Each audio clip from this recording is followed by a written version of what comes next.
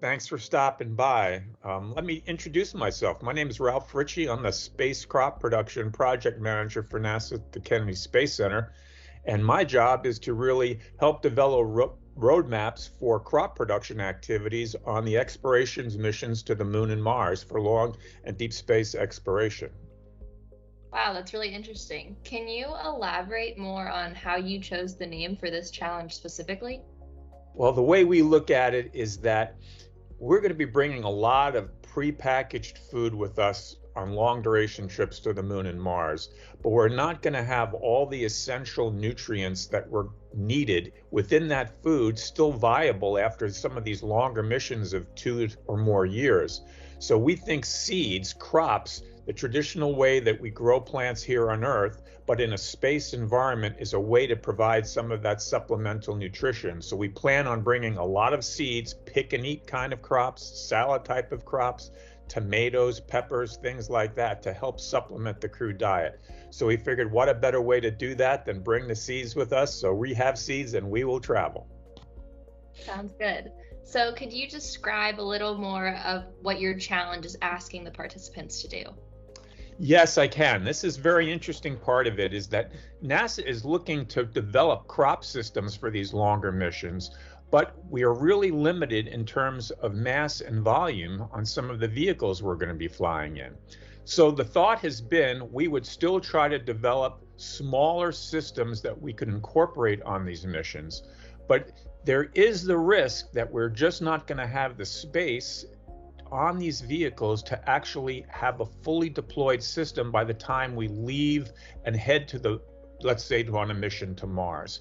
So in that case, what do we see is that most of the volume that's available will be taken up by some of the prepackaged food that we're going to have there. And the thought is maybe on the way back, maybe in times when we really need to have access to these key nutrients, that space will free up. And that prompted the idea of considering deployable plant production facilities that crews can then set up and use and grow the plants when they really need them, making the maximum use of space. Another option is potentially that we design plant growth systems that you could actually store food in. So either of those are options, but NASA really hasn't explored them in too much detail because we've been focusing just on the systems themselves, hoping that we will get the space by the time the missions actually leave. I see. So, based on that information, what would you say is the biggest challenge when trying to grow plants in space? So I think if we look at people trying to come up with concepts for deployable systems like this, we have to be able to set something up and account for the lighting and count for environmental control within those plant systems. It's very important that we get airflow over the plants so the plants can breathe appropriately, that I have a way to actually secure the plant water delivery systems involved.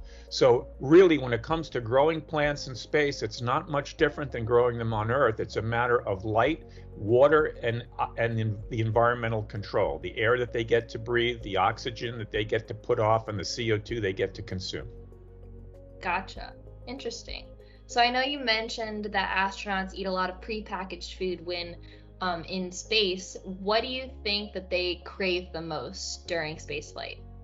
So we don't generally do studies of that kind of thing in terms of my group, but we do hear a lot of feedback from astronauts post-mission.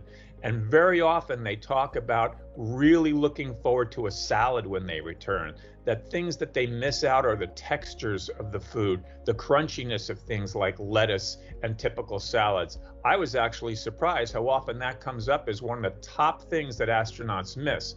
So this is a way to not only give them the nutrients they require, but also to give them that psychological benefit of fresh food that they may miss by just eating prepackaged food over long durations of time.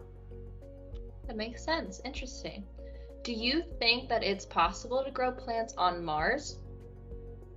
Yes, it's definitely possible. We've grown them obviously on the International Space Station in a microgravity environment. Going to the surface of Mars is a partial gravity environment, so it'll be a lot more similar to how we grow plants on Earth. Now, that doesn't mean we're going to be taking plants out into the Martian environment. We will still be doing this in a controlled environment approach, but likely it'll be very similar in many ways to how we do things in control environment agriculture here on the Earth. The big difference is, again, being the partial gravity environment and also the radiation environment these plants are exposed to. Because once we get past the Earth's magnetosphere on these long duration trips, now we're subject to galactic cosmic radiation as well as high energy solar particle events that we have not grown plants in before. So this will be a test for us, but there are ways we're looking at to reduce and minimize the impact of radiation, because after all, we have to protect the crews as well. And the crews are probably more sensitive to radiation than the plants will be. Yes, of course. All right, one last question for you. Would you say that this challenge is also applicable to relevant challenges that we face here on Earth? Absolutely, because one of the things NASA is very concerned with is how do we adapt the technology we develop for spaceflight and make it of benefit to people on Earth. And we think about climate change, we think about hazardous commodities that are just all around us every day. We think of how can we grow plants in a safe and healthy way for people? How can we do it in areas where there's been disasters, climate change, things like that? So a deployable greenhouse is a great way to actually provide fresh fruit, vegetables for people living on Earth. And so realistically, there is a good chance for benefit for people living on Earth with this type of a system.